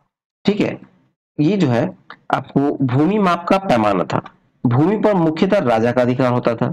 ठीक है, इसलिए इसका सही उत्तर होगा ऑप्शन नंबर ई। नेक्स्ट है निम्नलिखित में कौन सुमेलित नहीं है। ठीक है, बताना है कि निम्नलिखित में कौन सुमेलित नहीं है। ठीक है, तो इसका देखा जाए उर्वरक उत्पादन, बादामी क्रांति, ये गलत है। ठीक है, उर्वरक उत्पादन, बादामी क्रांति सही नहीं होगा क्योंकि ये था भूरी क्रांति। ठीक है, भूरी क्रांति। ठीक है, और कपास उत्पादन स्वर्ण रेखा क्रांति सही है। प्याज उत्पादन गुलाबी क्रांति सही है। आलू उत्पादन गोल क्रांति ये भी सही है। ठीक है, इसलिए यहाँ जो पूछा गया सुमेलित नहीं है तो ये होगा ऑप्शन नंबर ए, उर्वरक उत्पादन बादामी क्रांति नहीं होगा बल्कि भूरी क्रांति होगा। ठीक है, इसी तरह से और भी है जैसे कि हरित क्रांति। हरित क्रांति में आपको खाद्य उत्पादन था, नीली क्रांति में मत्स्य पालन, लाल क्रांति में मांस या टमाटर उत्पादन। ठीक है, चलिए अब हम लोग नेक्स्ट क्वेश्चन की ओर मूव करें। अगला प्रश्न हम लोग देखें तो नेक्स्ट है कि राष्ट्रीय कृषि और ग्रामीण विकास बैंक जो नाबार्ड है उसकी स्थापना किस वर्ष की गई थी। तो देखिए नाबार्ड की जो स्थापना की गई थी वो 12 जुलाई 1982 को की गई। ठीक है, 12 जुलाई 1982 यानी सही उत्तर होगा ऑप्शन नंबर सी, शिवरमन समिति की सिफारिश के आधार पर हुआ था। संसद के एक अधिनियम के द्वारा 12 जुलाई 1982 को नाबार्ड का स्थापना हुआ और ये बैंक जो है वो संपूर्ण ग्रामीण वित्त व्यवस्था के समन्वय के लिए एक शीर्ष संस्थान है। ठीक है, चलिए नेक्स्ट प्रश्न देखें हम लोग। तो अगला प्रश्न है न्यूनतम समर्थन मूल्य मतलब एमएसपी। एमएसपी के संबंध में निम्नलिखित में से कौन सा कथन सत्य नहीं है। ठीक है, तो देखिए इसमें देखा जाए तो ये कृषि लागत और मूल्य आयोग यानी CACP की सिफारिशों पर जारी की जाती है तो सही है। डॉक्टर MS स्वामीनाथन समिति ने यह सिफारिश की थी कि एमएसपी औसत उत्पाद लागत से कम 50% अधिक होना चाहिए तो ये भी सही है। एमएसपी भारत में कृषि उपज के लिए न्यूनतम मूल्य की गारंटी है तो ये भी सही है। और देखा जाए तो एमएसपी के निर्धारण में मुख्य भूमिका उत्पादन लागत की होती है तो ये भी सही है। इसलिए इसका सही उत्तर होगा ऑप्शन नंबर ई, सभी सही है। ठीक है, चलिए नेक्स्ट प्रश्न की ओर मूव करें। नेक्स्ट है कि निम्नलिखित में से कौन सा कार्य केंद्रीय बैंक द्वारा नहीं किया जाता। ठीक है, केंद्रीय बैंक जो इंडिया का केंद्रीय बैंक है वो है आरबीआई। ठीक है, आरबीआई है भारत का केंद्रीय बैंक, और आरबीआई की जो स्थापना हुई थी वो हुई थी 1935 में। ठीक है, देखिए यह देश की मुद्रा जारी करता है। सही है, आरबीआई देश की मुद्रा जारी करता है। अर्थव्यवस्था के लिए विदेशी मुद्रा भंडार का संरक्षण करता है, ये भी सही है। वाणिज्यिक बैंक के लिए यह अंतिम ऋण दाता है, ये भी सही है। और सरकार के लिए बैंकर के रूप में कार्य करता है, ये भी सही है। इसलिए सही उत्तर होगा ऑप्शन नंबर ई। कुछ और भी विशेषताएं हैं, जैसे देखा जाए तो ये देश में मुद्रा आपूर्ति को नियंत्रण भी करता है। ठीक है, और ये अर्थव्यवस्था के विदेशी मुद्रा का भंडार संरक्षण तो करता ही है, साथ में देश के लिए बैंकिंग प्रणाली के लिए एक बैंक के रूप में भी कार्य करता है। ठीक है, चलिए नेक्स्ट देखते हैं हम लोग। अगला प्रश्न देखें तो नेक्स्ट है कि सकल घरेलू उत्पाद और सकल राष्ट्रीय उत्पाद में अंतर बताएं। सकल घरेलू उत्पाद और सकल राष्ट्रीय उत्पाद में अंतर बताना है, तो इसका सही उत्तर होगा ऑप्शन नंबर ए, विदेशों से प्राप्त शुद्ध आय। ठीक है, सकल घरेलू उत्पाद और सकल राष्ट्रीय उत्पाद का मुख्य अंतर जो है वो विदेशों से प्राप्त शुद्ध साधन आय है। चलिए नेक्स्ट देखें तो नेक्स्ट है कि प्रधानमंत्री जनधन योजना की शुरुआत कब की गई थी। जनधन योजना की शुरुआत हुई थी 28 अगस्त 2014 को। जनधन कब हुआ था स्टार्टिंग? 28 अगस्त 2014 को। चलिए नेक्स्ट प्रश्न की ओर मूव करें तो नेक्स्ट है, किस पंचवर्षीय योजना में भारत सरकार ने कृषि के लिए ऐसी नीति अपनाई जिससे हरित क्रांति संभव हुई। तो ये जो अपनाई गई थी ये तीसरी पंचवर्षीय योजना में अपनाई गई थी। ठीक है, भारत में हरित क्रांति की शुरुआत हुई थी तीसरी पंचवर्षीय योजना के दौरान। और नॉर्मन बोरलॉग जो है वो हरित क्रांति के जनक थे, जिन्हें 1970 में नोबेल का शांति पुरस्कार मिला था। ठीक है, उन्हें 1 अरब से अधिक लोगों को भूखमरी से बचाने का श्रेय दिया जाता है। भारत में हरित क्रांति की शुरुआत किसने की? भारत में जो शुरुआत की थी वो थे एमएस स्वामीनाथन। ठीक है, चलिए नेक्स्ट देखें तो नेक्स्ट है कि विदेशी विनिमय नियमन अधिनियम यानी फेरा, फेरा की जगह विदेशी मुद्रा प्रबंधन अधिनियम यानी फीमा को कब लागू किया गया।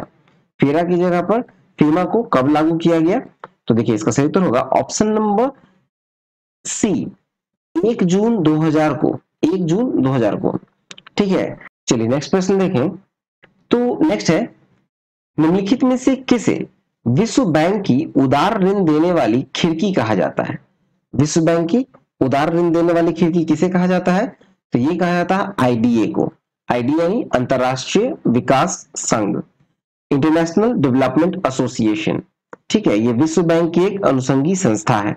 इसे विश्व बैंक की रियायती ऋण देने वाली खिड़की अर्थात उदार ऋण खिड़की कहते हैं। इसकी जो स्थापना हुई थी आईडीए की, तो ये हुई थी आपको 24 सितंबर को। 24 सितंबर, ठीक है, 1960 को। 24 सितंबर 1960 को आईडीए की स्थापना की गई थी। ठीक है, चलिए नेक्स्ट देखते हैं। नेक्स्ट है, राउरकेला इस्पात संयंत्र की स्थापना किस देश के सहयोग से की गई? तो इसका सही उत्तर होगा ऑप्शन नंबर सी, जर्मनी के सहयोग से की गई थी। ठीक है, ये उड़ीसा में स्थित है। राउरकेला इस्पात संयंत्र जर्मनी के सहयोग से स्थापित किया गया था, और ये भारत में सार्वजनिक क्षेत्र का पहला एकीकृत इस्पात संयंत्र है। ठीक है, फिर देखा जाए तो जैसे भिलाई इस्पात संयंत्र है वो भारत का छत्तीसगढ़ में है, भिलाई में स्थित है। फिर आपको इस संयंत्र का जो स्थापना हुआ था वो सोवियत संघ की सहायता से हुआ था, और इस कारखाने का जो स्थापना है वो दूसरी पंचवर्षीय योजना यानी कि 1956 से 61 के अंतर्गत किया गया था। किसका? तो ये किया गया था भिलाई इस्पात संयंत्र का। ठीक है, चलिए नेक्स्ट देखें। नेक्स्ट प्रश्न की ओर मूव करें तो नेक्स्ट है कि किस सिद्धांत के अनुसार बुरी मुद्रा मतलब बैड करेंसी अच्छी मुद्रा यानी गुड करेंसी को प्रचलन से बाहर कर देती है? तो ये किया जाता है ग्रेसम के नियम से। ऑप्शन नंबर सी, ग्रेसम का सिद्धांत है कि ब्रिटिश रॉयल एक्सचेंज के आदि संस्थापक थॉमस ग्रेसम द्वारा किया गया था। इस सिद्धांत के अनुसार यदि किसी अर्थव्यवस्था में अच्छी और बुरी मुद्राएं एक साथ प्रचलन में है तो बुरी मुद्रा अच्छी मुद्रा के प्रचलन को बाहर कर देती है। ठीक है, फिर नेक्स्ट है, किस तिथि को प्रतिवर्ष राष्ट्रीय सांख्यिकी दिवस के रूप में मनाया जाता है? राष्ट्रीय सांख्यिकी दिवस किस दिन मनाया जाता है? तो ये मनाया जाता है आपको 29 जून को। सही ऑप्शन है ऑप्शन नंबर सी, 29 जून। 29 जून को राष्ट्रीय सांख्यिकी दिवस। सांख्यिकी दिवस भारत के प्रसिद्ध वैज्ञानिक एवं सांख्यिकीविद थे पीसी महालनोबिस, उनके द्वारा जो सांख्यिकी विकास के क्षेत्र में दिए गए जो योगदान है उसी के उपलक्ष्य में मनाया जाता है सांख्यिकी दिवस। ठीक है, चलिए नेक्स्ट प्रश्न की ओर मूव करें। अगला प्रश्न है कि आर्थिक सर्वेक्षण 2021-22 के अनुसार वित्त वर्ष 2021-22 में भारत ने किस देश से सर्वाधिक प्रत्यक्ष विदेशी निवेश यानी एफडीआई प्राप्त की? ठीक है, 2021-22 में एफडीआई भारत ने सबसे अधिक कहां से प्राप्त की है? तो ये की है सिंगापुर से, ऑप्शन नंबर डी सिंगापुर। ठीक है, और भारत ने यहां से लगभग 83.57 अरब डॉलर, ठीक है 83.57 अरब अमेरिकी डॉलर एफडीआई के रूप में हासिल किया है। ठीक है, एफडीआई अब सिंगापुर जो है वो पहले स्थान पर है और कुल एफडीआई का सिंगापुर जो है वो 27% भाग है भारत के लिए। ठीक है, और दूसरे नंबर पे आता है अमेरिका। अमेरिका का जो भाग है भारत में एफडीआई का वो है 18%। ठीक है, चलिए नेक्स्ट है बजट 2022-23 में चर्चा में रहा पर्वतमाला परियोजना किससे संबंधित है? पर्वतमाला परियोजना जो है वो पहाड़ी क्षेत्रों में रोपवे के विकास से संबंधित है। ठीक है, इससे सही उत्तर होगा ऑप्शन नंबर सी, पहाड़ी क्षेत्रों में रोपवे के विकास। ये केंद्रीय वित्त मंत्री द्वारा 2022-23 में केंद्रीय बजट में पहाड़ी क्षेत्र में संपर्क सुविधा के सुधार हेतु सरकारी निजी भागीदारी के आधार पर राष्ट्रीय रोपवे विकास कार्यक्रम पर्वतमाला योजना जो है इस परियोजना की घोषणा की गई थी। ठीक है, चलिए नेक्स्ट प्रश्न की ओर मूव करें। अगला प्रश्न है कि केंद्र सरकार के द्वारा बजट 2022-23 में किस वर्ष तक सभी गांव में ऑप्टिकल फाइबर बिछाने का लक्ष्य निर्धारित किया गया? ये किया गया है वर्ष 2025 तक। सही उत्तर होगा ऑप्शन नंबर बी, वर्ष 2025 तक ऑप्टिकल फाइबर हर गांव में बिछाने का लक्ष्य निर्धारित किया गया है। ठीक है, और ये केंद्रीय वित्त मंत्री निर्मला सीतारमन ने बजट 2022-23 में डिजिटल कनेक्टिविटी को लेकर एक बड़ी घोषणा की थी। ठीक है, और वित्त मंत्री ने ग्रामीण भारत को डिजिटल सशक्त बनाने के लिए साल 2025 तक हर गांव तक फाइबर ऑप्टिकल केबल बिछाने का काम पूरा करने का लक्ष्य तय किया और इससे अगले 3 साल में हर गांव तक हाई स्पीड इंटरनेट कनेक्टिविटी मिलेगी। ठीक है, चलिए नेक्स्ट देखें। तो नेक्स्ट है कि निम्नलिखित में से किस अधिनियम के तहत भारत में पहली बार मुसलमानों के लिए पृथक निर्वाचन मंडल की व्यवस्था की गई थी? देखा जाए इसका सही उत्तर होगा ऑप्शन नंबर बी, 1909 का मार्ली मिंटो सुधार। 1909 का मार्ली मिंटो सुधार अर्थात भारतीय परिषद अधिनियम 1909 की पहली बार केंद्रीय विधान परिषद हेतु मुस्लिम वर्ग के लिए पृथक निर्वाचन की व्यवस्था की गई थी। ठीक है, चलिए नेक्स्ट देखें। अगला प्रश्न है कि संविधान की विशेषताएं और उनके स्रोत के बारे में कौन सही सुमेलित है? सही सुमेलित कौन सा है ये बताना है। तो देखिए इसका सही उत्तर होगा ऑप्शन नंबर सी, 3 और 4। 3 में होगी आपको सदनों की संयुक्त बैठक ऑस्ट्रेलियाई संविधान से, और समानता का बंधुता ये फ्रांसीसी संविधान से लिया गया। ठीक है, 3 और 4 केवल कथन 1 एवं 2 गलत है क्योंकि विधि और शासन जो है वो आपको अमेरिका से नहीं बल्कि ब्रिटेन से लिया गया था। ठीक है, ब्रिटिश संविधान से लिया गया था, ब्रिटिश संविधान से। ठीक है, विधि का शासन और राष्ट्रपति के चुनाव की पद्धति जो है वो कनाडा से नहीं बल्कि ये आयरलैंड से लिया गया था। ठीक है, आयरलैंड से, सॉरी यानी ये कनाडा का जो होगा वो आयरलैंड से लिया गया था। ठीक है, राष्ट्रपति का चुनाव। चलिए नेक्स्ट प्रश्न की ओर मूव करें। चलिए अगला प्रश्न हम लोग देखें। तो नेक्स्ट है कि भारत के संविधान के अनुसार निम्नलिखित में से कौन सा देश के शासन के लिए आधारभूत है? ठीक है, तो इसका सही उत्तर होगा ऑप्शन नंबर सी, नीति निर्देशक तत्व। भारतीय संविधान के भाग 4 में है नीति निर्देशक तत्व, भाग 4 में, और ये शामिल किया गया है राज्य की नीति निर्देशक तत्वों को। अनुच्छेद अगर देखें नीति निर्देशक तत्व का तो ये आता है आपको अनुच्छेद 36 से लेकर 51 तक। ठीक है, देश को शासन आधारभूत तत्वों का इसमें रूप में शामिल किया गया है। ठीक है, चलिए नेक्स्ट देखें। अगले प्रश्न की ओर हम लोग मूव करें। तो नेक्स्ट है कि निम्नलिखित में से कौन सा अधिकार भारतीय संविधान के अनुच्छेद 21 का हिस्सा नहीं है? ठीक है, तो देखिए ये 21 का अनुच्छेद 21 का हिस्सा कौन सा नहीं है ये बताना है। तो देखा जाए तो आजीविका का अधिकार शामिल है, विदेश यात्रा का अधिकार शामिल है, प्रतिष्ठा का अधिकार शामिल है, निःशुल्क विवाह सहायता का अधिकार शामिल है। इसलिए सही उत्तर होगा ऑप्शन नंबर ई। ठीक है, देखिए मेनका गांधी बनाम जो भारत संघ हुआ था कब, 1978 में। इसके मामले के बाद सर्वोच्च न्यायालय ने अपने कई निर्णयों के माध्यम से अनुच्छेद 21 का विस्तार किया था। ठीक है, और इस विस्तार में था मानवीय गरिमा के साथ जीने का अधिकार, स्वच्छ पर्यावरण का अधिकार, आजीविका का अधिकार, निजता का अधिकार, स्वास्थ्य का अधिकार, हथकड़ी लगाने के विरुद्ध अधिकार, एकांत कारावास के विरुद्ध अधिकार, निःशुल्क विधिक सहायता का अधिकार, त्वरित सुनवाई का अधिकार, देर से फांसी के विरुद्ध अधिकार, सार्वजनिक फांसी के विरुद्ध अधिकार, विदेश यात्रा का अधिकार, बंधुआ मजदूरी के विरुद्ध अधिकार, हिरासत में उत्पीड़न के विरुद्ध अधिकार और निष्पक्ष सुनवाई का अधिकार। ठीक है, ये सारे अधिकार को जोड़ा गया था 1978 में, मेनका गांधी वर्सेस भारत संघ में। ठीक है, चलिए अब हम लोग अगला प्रश्न देखें। नेक्स्ट है कि राष्ट्रपति के अध्यादेश जारी करने की शक्ति के संदर्भ में निम्नलिखित में कौन सा कथन असत्य है। ठीक है, कौन सा कथन असत्य है ये बताना है। तो देखिए, राष्ट्रपति को संसद सत्रावसान की अवधि में अध्यादेश जारी करने की शक्ति है, तो ये बिल्कुल सही है, अध्यादेश जारी करने की शक्ति है सत्रावसान की अवधि में। और फिर है कि एक बार जारी किए जाने के पश्चात अध्यादेश केवल संसद के द्वारा इस संदर्भ में पारित प्रस्ताव के माध्यम से ही निरस्त किया जा सकता है, तो ये भी सही है। फिर नेक्स्ट है कि राष्ट्रपति द्वारा एक अध्यादेश तब भी जारी किया जा सकता है जब संसद के सदनों में किसी एक का सत्र चल रहा हो, तो नहीं, ये गलत है। ठीक है, ये गलत है। राष्ट्रपति द्वारा एक अध्यादेश तब भी जारी किया जा सकता है जब संसद के सदनों में किसी एक का सत्र चल रहा हो, तो ये गलत है। एक बार जारी किए जाने के पश्चात जो अध्यादेश संसद के सत्र में पुनः आरंभ होने की तिथि से 6 सप्ताह तक प्रभावी रहता है। ठीक है, तिथि से 6 सप्ताह तक प्रभावी रहेगा। और हालांकि संसद 6 सप्ताह का यह अवधि समाप्त होने से पूर्व भी एक संकल्प पारित कर अध्यादेश निरस्त कर सकती है, अथवा राष्ट्रपति किसी भी समय किसी अध्यादेश को वापस ले सकता है। ठीक है, और एक अध्यादेश संसद किसी अधिनियम को संशोधित या निरस्त कर सकता है, परंतु संविधान संशोधन हेतु जारी नहीं किया जा सकता। सही है, इसका ऑप्शन होगा सही उत्तर ऑप्शन नंबर सी। चलिए नेक्स्ट देखते हैं। अगला प्रश्न हम लोग देखें तो नेक्स्ट है कि निम्नलिखित को सुमेलित करें। निम्नलिखित को सुमेलित करना है।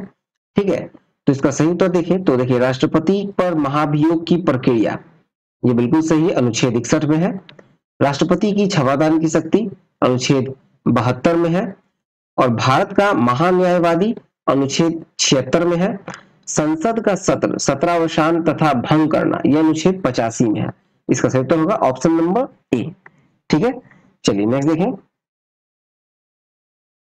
नेक्स्ट है कि निम्नलिखित में से कौन सी सरकार की संसदीय प्रणाली की विशेषता नहीं है। तो देखिए, संसदीय प्रणाली की अगर हम लोग विशेषता देखें तो वह दोहरी कार्यपालिका, बहुमत के दल का शासन, सामूहिक उत्तरदायित्व, शक्तियों का संतुलन, जैसे कार्यपालिका विधायिका का भाग होती है।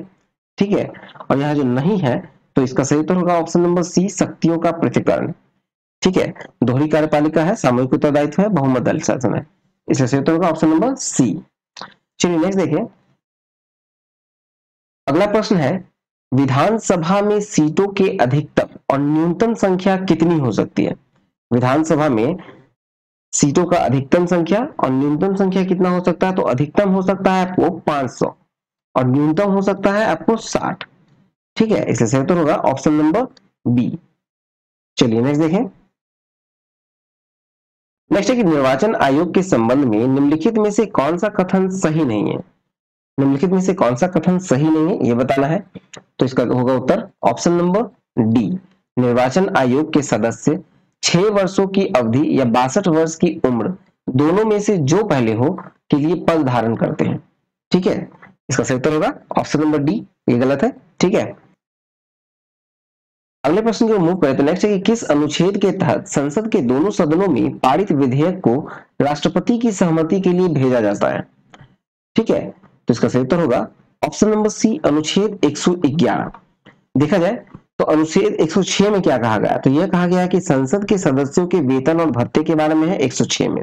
फिर 109 में आएगा धन विधेयक के संबंध में विशेष प्रक्रिया, 111 में आएगा आपको विधेयक पर राष्ट्रपति की अनुमति। 121 में आएगा आपको संसद में चर्चा पर निर्बंध। ठीक है, इसलिए सही उत्तर होगा ऑप्शन नंबर सी, अनुच्छेद 111। 111 में है विधेयक पर राष्ट्रपति की अनुमति। ठीक है, चलिए नेक्स्ट देखें। नेक्स्ट है संसदीय समितियों के संबंध में निम्नलिखित में से कौन सा कथन सही नहीं है? कौन सा कथन सही नहीं है? तो इसका सही उत्तर होगा ऑप्शन नंबर सी, समितियां केवल सदन के अधिवेशन के समय ही कार्यरत रहती हैं। ठीक है, कौन सा कथन सही नहीं है? तो ये होगा समितियां केवल सदन के अधिवेशन के समय ही कार्यरत रहती हैं। देखा जाए तो संसदीय समिति कानून बनाने में महत्वपूर्ण भूमिका निभाने के साथ साथ सदन के दैनिक कार्यों में भी भूमिका निभाती है। समितियां सदन का अधिवेशन होने या ना होने दोनों ही स्थिति में कार्यरत रहती हैं। ये समितियां विभिन्न विभागों के द्वारा किए गए जो कार्यों की जांच, भ्रष्टाचार के मामलों की पड़ताल करती हैं। ठीक है, चलिए नेक्स्ट देखते हैं। अगला प्रश्न है कि धन विधेयक के संबंध में निम्नलिखित में से कौन सा कथन असत्य है? ठीक है, कौन सा कथन असत्य है ये बताना है। तो देखा जाए तो इसमें सभी कथन सत्य है। सभी धन विधेयक वित्त विधेयक होते हैं, लेकिन सभी वित्त विधेयक धन विधेयक नहीं होते हैं, ये सही है। और राज्यसभा धन विधेयक प्रस्तुत, अस्वीकार या संशोधित नहीं कर सकती, ये भी सही है। प्रत्येक धन विधेयक को सरकारी विधेयक माना जाता है, ये भी सही है। यह केवल एक मंत्री द्वारा पेश किया जाता है, ये भी सही है। इसलिए सही उत्तर होगा इसका ऑप्शन नंबर ई, क्योंकि यहाँ सभी सही है। ठीक है, चलिए नेक्स्ट देखें। नेक्स्ट है निम्नलिखित में से कौन सा विषय समवर्ती सूची में शामिल नहीं है? इसमें से कौन सा विषय है जो समवर्ती सूची में शामिल नहीं है, ये बताना है। तो देखिए इसका जो सही उत्तर होगा वो होगा ऑप्शन नंबर डी, प्रतिरक्षा। प्रतिरक्षा जो है वो संघ सूची का विषय है। ठीक है, ये आपको संघ सूची का विषय है, ना कि समवर्ती सूची का। चलिए नेक्स्ट है, अगला प्रश्न देखें। तो निम्नलिखित अनुसूचियों में कौन सही सुमेलित नहीं है? इसमें कौन सा सही सुमेलित नहीं है ये बताना है। ठीक है, तो देखिए इसका जो दूसरा अनुसूची है विभिन्न पदाधिकारियों के वेतन एवं भत्ते, ये भी सही है। तीसरी अनुसूची में विभिन्न पदाधिकारियों द्वारा ली जाने वाली शपथ, ये भी सही है। चौथा अनुसूची में है विभिन्न राज्यों तथा केंद्र शासित प्रदेशों का राज्यसभा में प्रतिनिधित्व, ये भी सही है। ठीक है, फिर आता है पांचवा अनुसूची की असम, मेघालय, त्रिपुरा और मिजोरम के जनजातीय क्षेत्रों का प्रशासन, ये गलत है। ठीक है, ये गलत है क्योंकि पांचवा अनुसूची में कहा गया है कि इसमें अनुसूचित क्षेत्रों और अनुसूचित जनजातियों के प्रशासन और नियंत्रण के बारे में उल्लेख है इसमें। ठीक है, पांचवा में, इसलिए सही उत्तर होगा ऑप्शन नंबर डी, सही सम्मिलित नहीं है, तो यह है ऑप्शन नंबर डी। चलिए नेक्स्ट देखते हैं। चलिए अगले प्रश्न की ओर मूव करें। तो नेक्स्ट है कि संसद के दोनों सदनों की संयुक्त बैठक के दौरान यदि लोकसभा अध्यक्ष अनुपस्थित है तो संयुक्त बैठक की अध्यक्षता निम्नलिखित में से कौन करेगा? ठीक है, तो देखिए इसका सही उत्तर होगा लोकसभा का उपाध्यक्ष। सही उत्तर होगा ऑप्शन नंबर बी, लोकसभा का उपाध्यक्ष। सदन के दोनों सदनों की संयुक्त बैठक की अध्यक्षता अनुपस्थिति में उपाध्यक्ष पीठासीन होता है। अध्यक्ष का पद रिक्त होने पर उपाध्यक्ष उसके कार्यों की निष्पादन करता है। यदि उपाध्यक्ष भी अनुपस्थित हो तो राज्यसभा का उपसभापति यह दायित्व निभाता है। ठीक है, और यदि राज्यसभा का उपसभापति भी अनुपस्थित हो तो संयुक्त बैठक में उपस्थिति सदस्यों के द्वारा यह निर्णय लिया जाता है कि इसकी अध्यक्षता कौन करेगा। नेक्स्ट है कि अंडमान निकोबार द्वीप समूह की सबसे उच्चतम चोटी किस भाग में स्थित है? अंडमान निकोबार की सबसे उच्चतम चोटी जो है वो किस भाग में है? तो ये है उत्तरी अंडमान में। सही उत्तर होगा ऑप्शन नंबर ए, उत्तरी अंडमान। भारत का जो अंडमान निकोबार द्वीप समूह में सबसे ऊंचा पहाड़ जो है वो है सैडल। ठीक है, और सैडल जो है आपको 732 मीटर है। ठीक है, इसकी ऊंचाई, और ये जो है उत्तरी अंडमान पर स्थित है।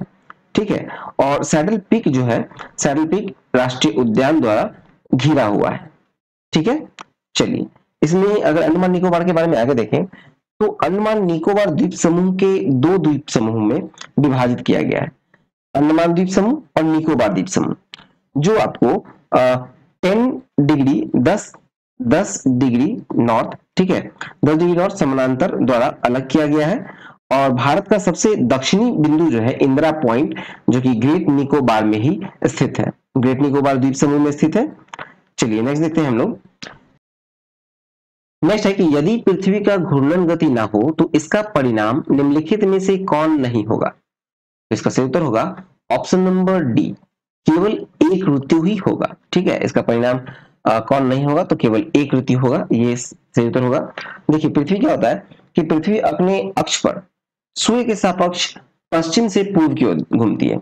ठीक है, और पृथ्वी का जो घूर्णन है, रोटेशन, ये पृथ्वी की दैनिक गति भी होती है और इसे परिभ्रमण भी कहते हैं, परिभ्रमण गति भी कहा जाता है। पृथ्वी का एक घूर्णन जो है वो आपको 24 घंटे के लगभग है और 1670 किलोमीटर प्रति घंटे की चाल से ये पूरा होता है, मतलब 1670। ठीक है, 1670 किलोमीटर पर आवर की स्पीड से घूम रहा है पृथ्वी। ठीक है, अब देखा जाए तो पृथ्वी का जो एक घूर्णन गति है उसके कारण दिन और रात होते हैं, एक घूर्णन गति के कारण दिन और रात होते हैं। और यदि पृथ्वी अपनी धुरी पर न घूमे तो एक ही हिस्से में हमेशा दिन रहेगा और दूसरे में हमेशा रात ही रहेगा, अर्थात सूर्योदय और सूर्यास्त, दिन और रात चक्र नहीं रहेगा। एक जगह दिन रहेगा तो दिन ही रहेगा और रात रहेगा तो रात ही रहेगा।